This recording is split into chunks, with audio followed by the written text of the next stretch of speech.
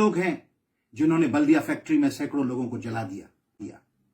ये वही लोग हैं जिन्होंने 12 मई को और 22 मई को निहत्थे लोगों को ज़ब्ह किया, गोलियां मारकर तड़पती हुई लाशों को छोड़ा। ये वही लोग हैं जिनके एक लीडर ने मुट्ठी दिखा के कहा था कि मैं तुम्हें वहां हिट करूंगा कि पता भी नहीं चलेगा।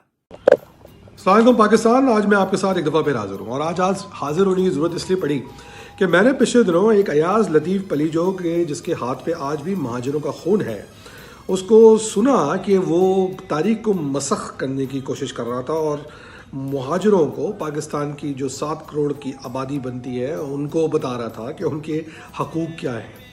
आइए कि आज उसकी बताई हुई तारीख के सही पहलू आपके सामने लेके आएंगे।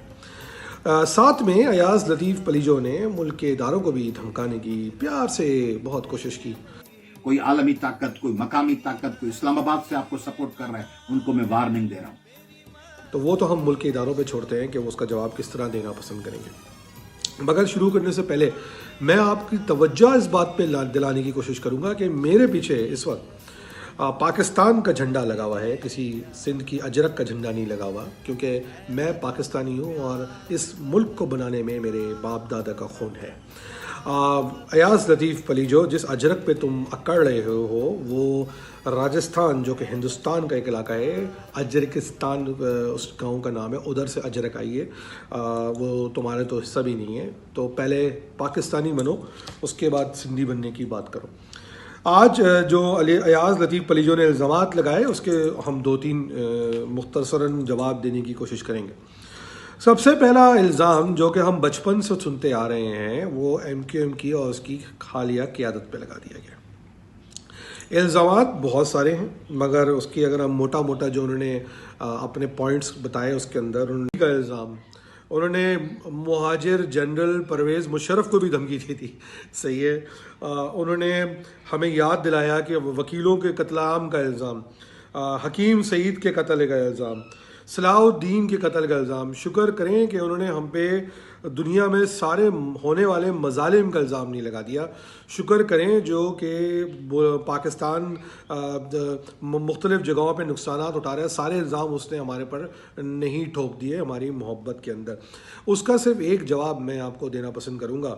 अयाज लतीफ़ पलीजो साहब, एक चीज़ जब आप मुझ पर इल्ज़ाम लगा रहे थे तो आप ये क्यों भूल जाते हैं कि इन सब इल्ज़ामों की तरदीद हो चुकी है। MQM के ऊपर 2 ऑपरेशंस करवाए जा चुके हैं और उन दोनों ऑपरेशंस के अंदर हमारी तो हुकूमत थी नहीं। वो सारे के सारे ऑपरेशंस आपकी सिंधी पीपल्स पार्टी ने, जिसकी आप बी टीम है, जिसकी आप तारीफ़ें करते थक नहीं रहे थे, मुंह साफ करना शायद भूल गए थे, उस बी टीम ने, जो इसने इतने साल तक हुकूमत की है, एक इल्ज़ाम भी MQM या उसकी क़यादत या उसकी लीडरशिप या उसके वर्कर्स के ख़िलाफ़ साबित नहीं कर सकते। सिंध की कोई 5000 साल पुरानी सखावत है और हम ये सुनते आ रहे हैं कि आप सिंधी हैं।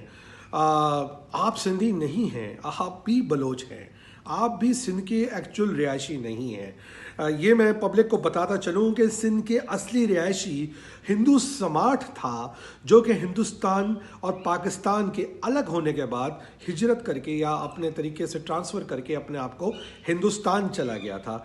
वो हिंदू समाट असल सिंधी था। ये जो बच कुछ गए हैं, ये सिंधी नहीं है। तो जिन इल्ज़ामात के आपने हम पर पुल बांधने की कोशिश की, हमारे अपने लीडरान की, अजीम भाई की, इमरान भाई की, सारे लोगों की जो आपने हम पर इल्ज़ामात लगाने की कोशिश की, उन सब के अपने घर वालों ने आज तक वो इल्ज़ाम मुस्तरद कर दिए हैं और आप आज भी उसका पहलू पकड़ के क्यों पता नहीं न जाने बैठे हुए हैं। हमें तो शक होता है कि कहीं कुछ और मसला तो नहीं है। मगर जब आप ये इल्ज़ामात लगा रहे थे अयाज साहब, तो आप हैदराबाद मैसेकर क्यों भूल गए, जिसके अंदर हमारे 250 से 300 महाजरों को दिन दिहाड़े कत्ले-आम कर दिया गया, जिसका आज तक हमें इंसाफ नहीं मिला। आप पक्का किला मैसेकर कैसे भूल जाते हैं? आप अलीगढ़ कस्बा मैसेकर कैसे भूल जाते हैं? आप पीपल्स अमन कमेटी, जो कि आपकी सिंधियों की बी टीम थी पीपल्स पार्टी के तहत, आप उनके करे हुए मुजालिम कैसे भूल जाते हैं? ایاز لطیف پلیجو آپ اس لیے بھول جاتے ہیں کیونکہ آپ اس کا حصہ تھے اور آپ نے مہاجروں کے قتل عام کے اندر اپنا بھرپور کردار ادا کیا ہے۔ ان سوالوں کے جواب آپ شاید کبھی نہیں دیں گے کیونکہ آپ کے اپنے ہاتھ خون سے رنگے ہوئے ہیں اور دماغ آج بھی مہاجروں کے خلاف چل رہا ہے۔ ایک رات ادھر ایک رات ادھر، رامدہ درگاہ لوگ ہیں آپ کے کندھے پہ کپڑا رکھا ہوا ہے، یہاں پڑاؤ کر لیا، کھانا کھایا، 2 بوند پانی وہاں ملا، وہاں بھاگ گئے۔ آپ نے یہ بولا کہ مہاجر ڈر کے بھاگ جاتے ہیں جب ان کو ایک آنکھ دکھائی جائے۔ ہم ڈر کے نہیں بھاگتے بھائی، ہم پاکستان کی آئین اور پاکستان کے قانون اور اس کے مقتدر حلقوں پہ بھروسہ کرتے ہیں، ورنہ ہم اس قوم کی اولادیں ہیں جنہوں نے اتنے سال تک ہندوستان پہ حکومت کری، نہ کہ کچھ 100 سینکڑوں یا ہزاروں لوگوں پہ۔ اور ہم بخت خان کی اولادوں میں سے ہیں، ہم جنرل ہم ٹیپو سلطان کی اولادوں میں سے ہیں، ہم مغلوں کی اولادوں میں سے ہیں، ہمیں جواب دینا بھی آتا ہے اور لڑنا بھی آتا، مگر ہم امن پسند لوگ ہیں اور امن سے ہی تمہیں انشاءاللہ جواب بھی دیں گے اور اپنے حقوق بھی حاصل کریں گے۔ لوگوں کو، مہمانوں کو ویلکم کریں، ان کا استقبال کریں، اور مہمان آ کے کہیں کہ کس کی اجازت سے تم یہاں اپنے کمرے میں بیٹھے ہو۔ دوسرا بڑا الزام تم نے یہ لگا دیا کہ ہم مہمان ہیں۔ کس نے کہہ دیا کہ ہم مہمان ہیں؟ ہم تو اس زمین پہ بیٹھے ہیں جو کہ میرے باپ دادا کی ہے۔ 1950 میں جن کو تم لیاقت علی صاحب کہہ کے گوش گزار کر رہے تھے، وہ لیاقت علی خان نے 1950 کے اندر لیاقت نہرو پیکٹ کیا، جس کے تحت پاکستان سے جانے والے ہندو سماٹ جو کہ واقعی میں سندھی تھے، ان کو وہ زمینیں دی گئیں جہاں یو پی سی پی بامبے میں جہاں ہماری زمینیں خالی کی گئی تھیں، اور اس کے بدلے ہمیں وہ زمینیں ملنی تھیں جو کہ سندھ کے اندر 70% متروکہ میں آتی ہیں، وہ زمینیں ہمیں ملنی تھیں۔ تو تم تو اس زمین پہ قبضہ کر کے بیٹھے ہوئے ہو، تم تو زمین پہ خود میں، تم اب اس زمین کو خالی کرنے کی کوشش کرو، سوچنا شروع کر دو، کیونکہ وہ زمین پہ میرے باپ دادا کا حق ہے، اور وہ حق مجھ سے تمہارے سندھی لیڈر ذوالفقار علی بھٹو نے غیر قانونی طریقے سے چھینا۔ اس حق کو ہم انشاءاللہ بالکل واپس لیں گے اور انشاءاللہ اس کو ہی جواز بنائیں گے شہری سندھ صوبہ کہلانے کے لیے۔ تم یہ نہ بھولو کہ کراچی جب پاکستان آزاد ہوا تھا تو سندھ کا دل نہیں تھا، پاکستان کا دل تھا، اور جب میرے بزرگ پاکستان آئے تھے تو وہ کراچی کو وفاقی دارالحکومت سمجھ کے یہاں پر اپنے آپ کو ان کا قیام کیا تھا۔ کراچی کے اس وقت کیا حالات تھے، کیا پاپولیشن تھی، سب کو پتہ ہے، اور تم لوگوں نے بغیر کسی ریفرنڈم کے، بغیر مجھ سے پوچھے، ایک غیر قانونی طریقے سے کراچی کو وفاق کا صوبہ ہٹا کے جو اسلام آباد بنایا گیا، تم نے سندھ کے اندر اس کو شامل کر لیا۔ کیا تم نے اس وقت یہاں کی آبادی سے پوچھا تھا کہ تم لوگ کیا سندھ کے ساتھ رہنا چاہتے ہو؟ بلکہ کراچی کا جو کورڈ ایریا، یعنی اس وقت 8,500 اسکوائر میل تھا، اس کو کم کر کے تم نے آج 1,600 اسکوائر میل کر دیا ہے۔ انشاءاللہ جب حساب کتاب کی بات شروع ہوگی تو اس پہ بھی بات ہوگی۔ تم یہ نہ بھولو کہ تم بار بار ہمیں جب یہ بات بتاتے ہو کہ تم نے ہمیں کھانا کھلایا، پانی پلایا، کیا کیا کیا، تو تم یہ کیسے بھول جاتے ہو کہ ہم تو 70 سال سے تمہیں کھلا پلا رہے ہیں اور 70 سال سے تم کو پال رہے ہیں۔ تم ہمیں ایک گلاس پانی کا تانا کب تک مارو گے؟ اگر پلایا تو ایک چادر کا تانا کب تک مارو گے؟ ہم تو 70 سال سے تمہارے کو روٹی، کپڑا، مکان دے رہے ہیں۔ تم یہ بھی نہ بھولو کہ تمہارے اپنے جی ایم سید کی اس بات کو اقرار کرتے ہیں، حمیدہ کھوڑو اقرار کرتے ہیں، ان کی اپنی کتابوں میں پڑھ سکتے ہو کہ جب پاکستان آزاد ہونے سے پہلے ہندوؤں کی آبادی سندھ کے اندر 28% کے قریب تھی، اور انٹرنیشنل قوانین کے تحت ہندو اپنا ایک الگ علاقہ مانگ سکتے تھے۔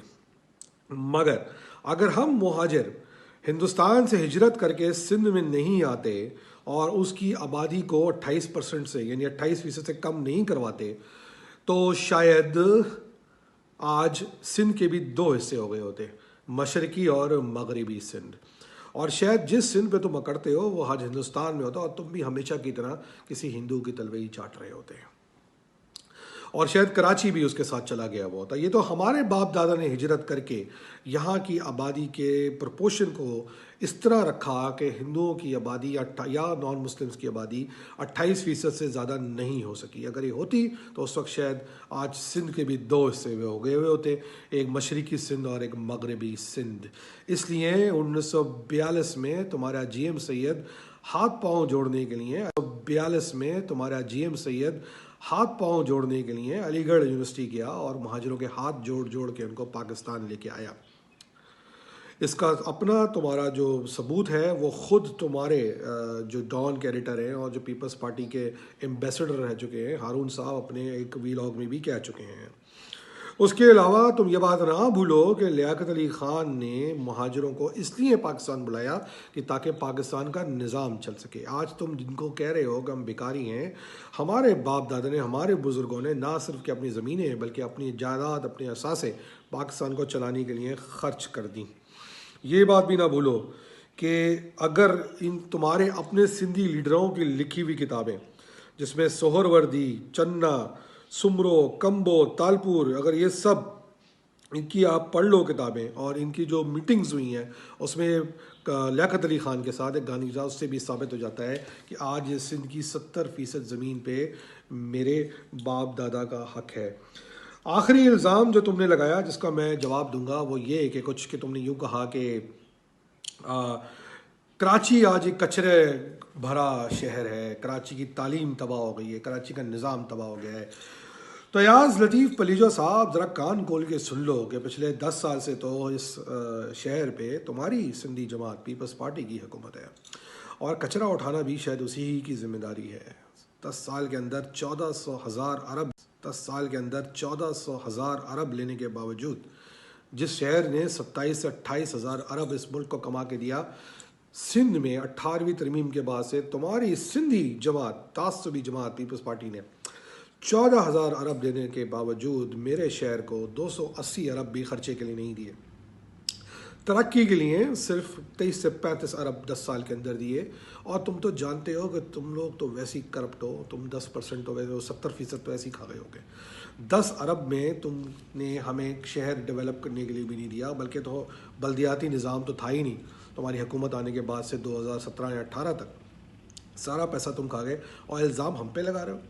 تم نے وبانگ دہل ایک اور جھوٹ بولا کہ کراچی کے تمام تعلیمی ادارے ختم ہو گئے ہیں, برباد ہو گئے ہیں. آج تم نے بڑا فخر سے بول دیا کہ آئی بی اے سکر ہو, فلاں ہو, دھماکہ ہو, دنیا کے بہترین اداروں میں سے آتے ہیں.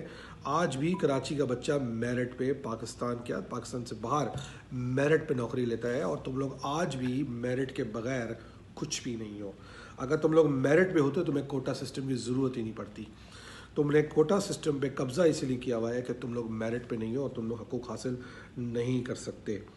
آخری بات یہ کہ تم نے کوشش کری کہ تم مہاجروں کو تقسیم کرو. تم نے ہمیں مرواڑی کہا, راجپوت کہا, میمن کہا, گجراتی کہا, حیدرآبادی کہا, مگر یہ بات بھول لو یہ سب مہاجر ہیں. تم ہمیں صرف تقسیم اس لیے کرنا چاہتے ہو کہ ہم تقسیم ہوتے رہیں اور تمہاری دکان چلتی رہے. مہاجر نہ پہلے کبھی تقسیم تھا نہ اب تقسیم ہوگا. اردو میری مادری زبان ہے اور تم اردو سے کتنی محبت کرتے ہو جو تم جتا رہے تھے. تم نے بڑے بڑے شعراء کرام کے نام لیے تو تم صرف سندھی کے اندر شاعروں میں سے ایک سندھی شاعر جو اردو کی شعر بول سکتا ہے اس کا نام لے پائے, کیونکہ باقی کوئی موجود ہی نہیں ہے. دوسری بات یہ کہ اگر سندھیوں کو یا تمہاری جس کی تم ذیلی جماعت ہو پیپلز پارٹی کو اگر اردو سے اتنی ہی محبت ہوتی تو وہ اردو کے خلاف بل ہی نہ پاس کرتی. تم نے اردو کے ساتھ یا مہاجروں کے ساتھ ہر موقع پہ اپنی نفرت کا اظہار کیا ہے. آج تم یہ بیوقوف بنانے کا چوغا پہن کر مہاجروں کو تقسیم کرنے کی کوشش کر رہے ہو. ہمیں اردو بولنے والا سندھی کہہ رہے ہو, ہم اردو بولنے والے سندھی نہیں ہیں, ہم مہاجر ہیں. آخر میں ایاز لطیف پلیجو, تم نے ہمیں مہمان کہا. مہمان دراصل تم خود ہو, چونکہ تم میری زمین پہ قبضہ کر کے بیٹھے ہو. تم نے لڑکانہ کے اندر مہاجروں کا قتل عام کر کے ان کو وہاں سے نکالا. سکر خیرپور میں بہت سارے علاقے انٹیریر میں تم نے مہاجروں کا قتل عام کر کے وہاں سے نکالا, اور تم قتل عام آج تک کر رہے ہو. تم ہمارے مہمان ہو, مہمان بن کے رہو, باپ بننے کی ضرورت نہیں ہے. انشاءاللہ صوبہ تو ہم لیں گے, تم کتنی بھی چیخیں مار لو. اور ہاں, پاکستانی بنو, سندھی نہیں. پاکستان زندہ باد.